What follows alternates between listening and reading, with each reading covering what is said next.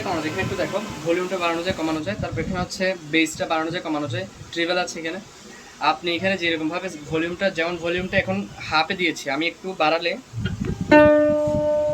এখন একটু বেড়েছে, একটু বেসটা মাঝখানে দিয়েছি, বেসটা যদি আমি বাড়ালাম হাই করে দিই, দেখেন একটু ভয়েসটা মানে বেসটা একটু বেড়ে গেছে।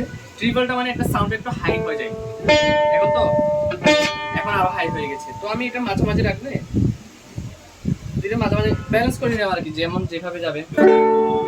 এখন হালকা বেসটা একটু যদি কমায়, ট্রিবলটা একটু বাড়াইলে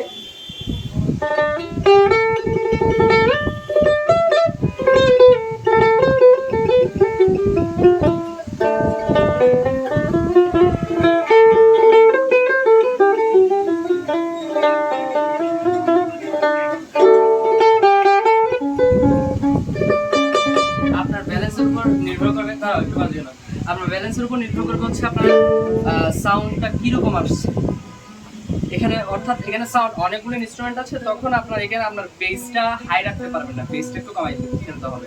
অলরেডি যদি বেস গিটার থাকে আপনার এখানে বেসের সাউন্ডটা একটু কমাতে হবে, ট্রিবলটা হালকা বাড়াইতে হবে। ভলিউমটা তো ডিপেন্ড করছে আপনার উপরে, আপনি কত ভলিউম দিচ্ছেন এটাই। তো আপনার অনেকগুলো সাউন্ড করে কি জ্যান জ্যান জ্যান জ্যান করে, ভাইকে জ্যান জ্যান জ্যান করে কেন? কারণ আপনার ব্যালেন্সটা ঠিক নেই। আপনার ব্যালেন্সটা যদি ঠিক থাকে অবশ্যই সাউন্ডটা ঠিক থাকবে, মানে আপনার সাউন্ডটা ভালো আউটপুট দিবে, এটা ভালো। এই যে এখানে হচ্ছে আউটপুট আউটপুট, আর এখানে হচ্ছে ব্যাটারি লাগাতে হবে। ব্যাটারিগুলো এরকম, এই যে এগুলো একটাই 50 টাকা নিবে। এটা চার্জ থাকে, যদি চার্জ কমে যায় তাহলে ইয়া করতে হবে আর কি, চেঞ্জ করে করে ফেলতে হবে। এই যে চার্জ অনেক দিনই থাকে, অনেক দিন থাকে, কমপক্ষে 5-6 মাস